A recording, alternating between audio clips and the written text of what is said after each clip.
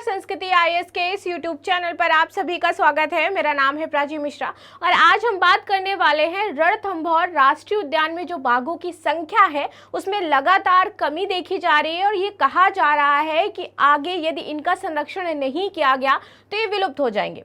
इसके पीछे कारण क्या है, क्यों इनकी संख्या में कमी आ रही है? कारण बताया जा रहा है अंतः प्रजनन अवसाद। तो क्या होता है ये अंतः प्रजनन अवसाद, किस प्रकार से यह जीवों को प्रभावित करता है, कैसे इससे छुटकारा पाया जा सकता है, तो इन्हीं सारी चीजों के बारे में हम डिटेल में डिस्कस करेंगे, तो अंत तक बने रहिएगा। चलिए शुरुआत कर लेते हैं आज के लेक्चर की और देखते हैं कि न्यूज क्या थी। आखिर न्यूज थी कि conservation not enough for the highly inbred Ranthambore tigers, they are required genetic rescue. और आज हम इसी जेनेटिक रेस्क्यू की बात करने वाले हैं कि कैसे किया जाता है जेनेटिक रेस्क्यू। चलिए बात कर लेते हैं। यदि मैं शुरुआत से शुरू करूं तो 1970 के दशक में जो टाइगर्स की संख्या थी वो भारत में मात्र 14 थी।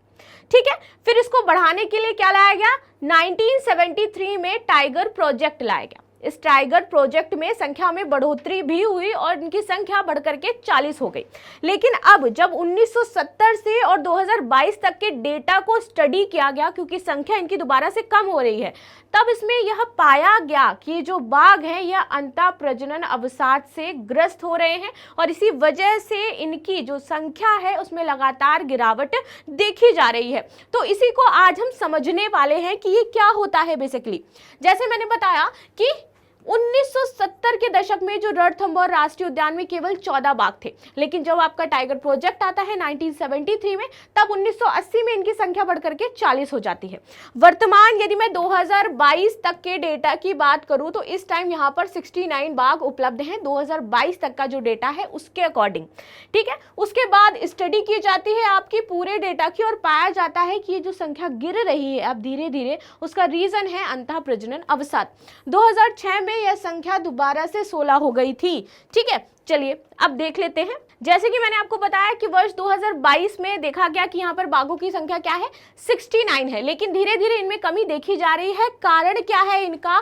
तो अंतः प्रजनन अवसाद इसका मुख्य कारण है। अच्छा, क्या होता है अंतः प्रजनन अवसाद? यदि मैं ह्यूमंस के परिप्रेक्ष्य में आपको बताऊं तो ये ऐसा है जैसे कि अगर आप इंटरकास्ट मैरिज कर रहे हो तो आपका जो बेबी होगा वो ज्यादा शार्प होगा एक्सपेक्ट यदि आप अपनी कास्ट में मैरिज कर रहे हो। रीजन क्या होता है? वहां पर केवल एक ही जेनेटिक है जो बार बार ट्रांसफर हो रहा है।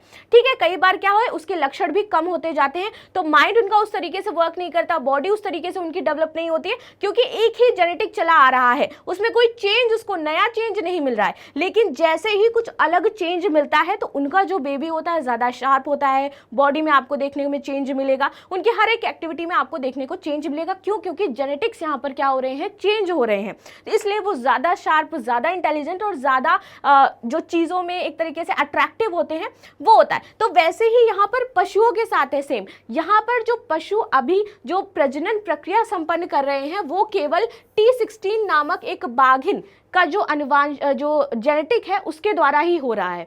इससे धीरे धीरे उनके अंदर अंतः प्रजनन अवसाद पैदा हो जा रहा है। इसका रीजन क्या है? रीजन ये है कि भौगोलिक और आनुवंशिक अलगाव।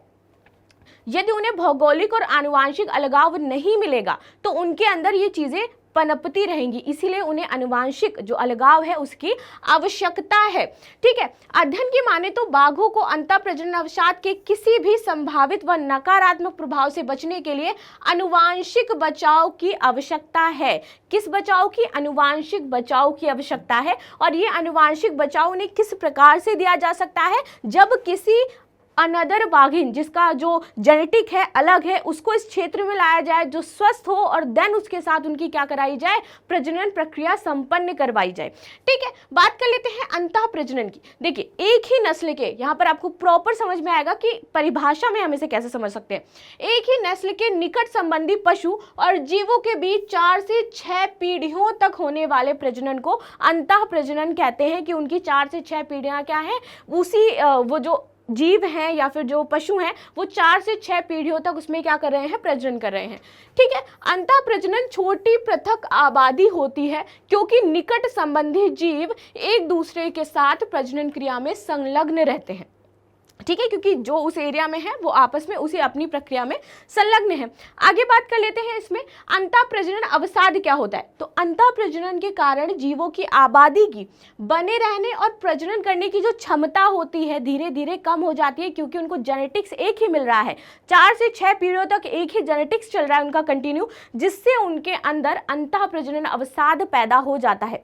ये कुछ इस प्रकार का है, जैसे आपने देखा होगा ह्यूमंस में कि किसी को डायबिटीज है, ठीक है, तो वो डायबिटीज़ आगे जा करके कहते हैं कि अगर आपको डायबिटीज़ है तो शायद क्योंकि जेनेटिक है, शायद आपकी नानी को रही होगी या फिर किसी को रही होगी, तो वो जीन्स कहीं ना कहीं उभर करके आते हैं, आपके बच्चे में देखने को मिलेंगे। अगर वो मदर में है तो मदर से किस में आएंगे, बेबी में आएंगे, देन उस बेबी से जब वो मदर बनेगी तो उसके बेबी में जाएंगे। तो क्या जीन्स हैं, ये ट्रांसफर हो रहे हैं। और कई बार कोई गलत जीन ऐसा हो जो आपकी माँ में हो, माँ से उसके बाद बच्चे में आएगा, फिर उस बच्चे में जब वो माँ या पिता बनेगी तो उसके आगे बच्चों में जाएगा। तो क्या है, गलत जीन है जो बार बार ट्रांसफर हो रहा है और धीरे धीरे उसकी बॉडी को क्या कर रहा है, खत्म कर रहा है। तो ये एक क्या जाता है, आगे चल के बहुत बड़ी प्रॉब्लम बन जाता है। ठीक है, इससे आपको देखो डायबिटीज इस तरह की प्रॉब्लम्स भी देखने को मिलती है। सेम वैसे ही यहाँ पर है, जीन्स की बात कराए कि वो अगर कोई हानिकारक जीन है उस जीव में तो वो धीरे धीरे आगे ट्रांसफर होता रहेगा और अंततः क्या करता है, ये जो जीव होते हैं उनकी बॉडी को कमज़ोर कर देता है और कमज़ोर करने के बाद अंत में उनकी मृत्यु तक हो जाती है। तो इसी की बात कर रहे हैं। समय के साथ जो व्यक्ति अंतः प्रजनन के कारण अयोग्य है वो क्या हो जाएंगे, मर जाएंगे और प्रजनन करने में क्या हो जाएंगे, वो असफल हो जाएंगे। और कई बार जो प्रजनन करने की क्षमता है वो भी कम हो जाती है और उसमें वो असफल हो जाते हैं। ठीक है, इस प्रक्रिया को आनुवांशिक शुद्धिकरण कहा जाता है और इसको यदि ठीक करना है तो उसके लिए क्या करना पड़ेगा, आनुवांशिक शुद्धिकरण करना पड़ेगा। और इसके लिए क्या करना होता है कि उनका जीन चेंज कर दो, यानी कि कोई नई ब्रीड या नए जीन का जो पशु है उसके साथ उनकी ब्रीडिंग करा दो। इसी को कहते हैं हम आनुवांशिक शुद्धिकरण। ठीक है, इसकी आवश्यकता होती है। अब देखते हैं अंतः प्रजनन अवसाद का प्रभाव क्या होता है। अंतः प्रजनन अवसाद के कारण जीव कुछ समय पश्चात प्रजनन करने में सक्षम ही नहीं रहते हैं। ठीक है, और उनका शरीर भी कमजोर हो जाता है, शारीरिक विकृति के लक्षण उनमें पाए जाने लगेंगे जिससे इनकी मृत्यु हो जाएगी। जैसे मैंने बताया, कोई एक गलत जीन है तो वो ट्रांसफर होता रहेगा, उनकी बॉडी क्या है, कमजोर होती रहेगी और अंत में ना ही वो प्रजनन कर पाएंगे और वो क्या हो जाएंगे, मृत हो जाएंगे। आगे बात कर लेते हैं आनुवांशिक बचाव। इसी बचाव की बात कर रहा है क्या, रणथंभौर राष्ट्रीय उद्यान की, कैसे यहाँ पर आनुवांशिक बचाव हो सकता है। तो आनुवांशिक बचाव जीवों को दूसरी छोटी आबादी के स्थानांतरित करके नई आनुवांशिक भिन्नता के साथ यहाँ पर क्या किया जाए, जीन चेंज कर दिया जाए और कोई नई छोटी आबादी को जो पुरानी आबादी है उनके साथ मिक्स कर दिया जाए। ठीक है, जिनके अंदर क्या है, आनुवांशिकता भिन्न है और इससे जनसंख्या बढ़ने की प्रक्रिया देन शुरू हो जाएगी। ठीक है, इसके तहत बड़ी और स्वस्थ आबादी के जीवों को ला करके छोटी आबादी में स्थानांतरित कर दीजिए आप। उनके बीच जो प्रजनन की प्रक्रिया होगी और उनके बाद उनके जो आगे बेबी होंगे या पशु होंगे वो स्वस्थ होंगे, उनके अंदर अलग जीन होगा और वो बहुत ही स्वस्थ और एक्टिव रहेंगे आगे। इसका उद्देश्य आनुवांशिक भार को, जो जीन्स पर बहुत ज़्यादा भार पड़ रहा है उसको कम करना है, विलुप्त होने वाले जो जीव हैं उनको बचाना, इससे हम बचा सकते हैं। और रणथंभौर राष्ट्रीय उद्यान में बाघों के आनुवांशिक बचाव के लिए किसी अन्य परिदृश्य से किसी बाघ को लाकर यहाँ पर रखा जाएगा और यही प्रोसेस यहाँ पर भी फॉलो किया जाएगा कि किसी अन्य प्रदेश से किसी अन्य रीजन का यहाँ पर बाघ लाया जाएगा जिसका जीन एकदम डिफरेंट होगा, देन इनकी ब्रीडिंग कराई जाएगी और देन आगे क्या होंगे, ये प्रोसीड होंगे और इनकी संख्या में बढ़ोतरी होगी। ठीक है, इससे बाघों की आबादी में आनुवांशिक मिश्रण में भी वृद्धि होगी।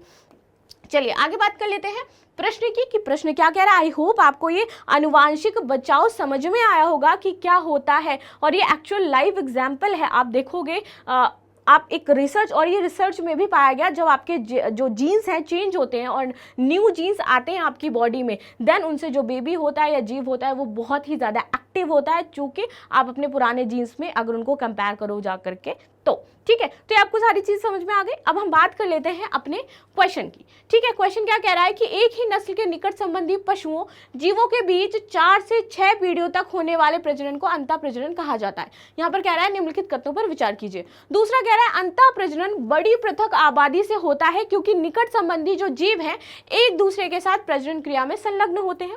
तीसरा स्टेटमेंट है अंतः प्रजनन के कारण कारण जीवों की प्रजनन करने की क्षमता जो है उसमें कमी आने लगती है और अंतः प्रजनन अवसाद इसी को कहा जाता है। अब बात करते हैं उपयुक्त में से कौन से कथन सही हैं। केवल एक, केवल दो कथन सत्य है, सभी कथन सत्य हैं, कोई भी कथन सत्य नहीं है।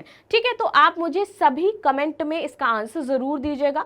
मिलते हैं नेक्स्ट क्लास में, तब तक के लिए धन्यवाद। लाइक शेयर सब्सक्राइब करना बिल्कुल भी ना भूलें और आपके जो डाउट्स होते हैं प्लीज क्लियर करें। मैं आप सभी के कमेंट पर्सनली पढ़ती हूँ, तो आपके जो भी डाउट्स होंगे मैं नेक्स्ट क्लास में जरूर उन्हें क्लियर करूंगी। तो लाइक शेयर सब्सक्राइब करना बिल्कुल भी ना भूलें। तब तक के लिए धन्यवाद।